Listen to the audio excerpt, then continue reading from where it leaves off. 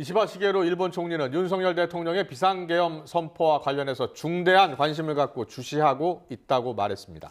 일본 언론들은 한국의 계엄 소식을 실시간 주요 뉴스로 다루면서 관련 배경과 한일 관계에 미칠 영향을 분석하고 있습니다. 일본 현재 연결합니다. 김세호 특파원. 네, 도쿄입니다. 네, 이시바 총리의 한국 계엄 관련 발언부터 정리해 주시죠. 네, 이시바 총리는 오늘 관저로 출근하면서 기자들에게 한국 계엄과 관련한 입장에 대한 질문을 받았습니다. 이시바 총리의 답변 내용 직접 들어보도록 하겠습니다. 他国の内政についてあれこれ申し上げる立場にはございません。しかしながら昨晩の戒厳令出以来、私どもとして特段のかつ重大な関心を持って注視をいたしておるところであります。在留邦人の安全につき 이어 한국에 있는 일본인 안전에 대해서는 영사 메일을 즉시 보내는 등 가능한 대응을 하고 있다며 일본인 안전에 만전을 기하고 있다고 강조했습니다.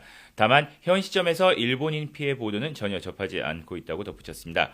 이와 함께 내년 1월 방한 조율 보도와 관련해서는 한국 방문은 아직 아무것도 정해진 것이 없다고 말했습니다. 일본 정부 관계자들도 어젯밤 윤 대통령의 비상계엄 선포에 매우 놀랐고 예상 외라는 반응을 보인 것으로 전해졌습니다. 네, 일본 언론들도 주요 뉴스로 전하면서 이후 파장 분석에 나서고 있죠. 네, 요미우리 아사히, 니혼 게이자이 등 주요 일간지들은 윤 대통령이 비상계엄을 선포했다는 기사들을 일면에 실었습니다. NHK를 비롯한 방송들도 한국의 계엄 사항을 매시간 주요 뉴스로 다루고 있습니다. 앞서 잠시 방한과 관련한 이시바 총리의 발언이 있었는데요. 일본 언론들은 이시바 총리의 다음 달 방한 추진 계획이 이번 비상계엄 여파로 차질을 빚을 가능성도 있을 것으로 전망했습니다.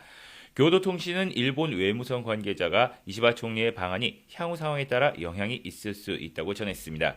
요미우리도 내년 1월 이시바 총리가 방한해 윤 대통령과의 정상회담을 조율해왔지만 일정이 변경될 수 있다고 내다봤습니다. 또 이번 달 방안을 추진해온 나카타니겐 일본 방위상도 한국의 비상계엄 사태와 관련해 특단의 관심을 갖고 사태를 주시하겠다고 밝혔는데 이번 비상계엄 여파로 2015년 이후 9년 만에 일본 방위성의 방안이 상사되기 어렵다는 관측이 나옵니다. 일본 언론들은 윤 대통령의 갑작스러운 계엄령 선포가 저조한 지지율과 소수 여당 상황에서 국정 주도권을 잡으려는 의도가 있다고 분석했습니다. 하지만 요미우리 신문은 강권적 수단이 국민의 지지를 얻을지는 불투명할 뿐 아니라 또 다른 혼란이 예상된다고 전했습니다. 이 밖에 일본 언론들은 일본 시민들 가운데 예정된 한국행을 포기한 사례를 소개하는 등 한국으로 향하는 일본인들의 불안감도 전했습니다. 지금까지 도쿄에서 YTN 김세호입니다.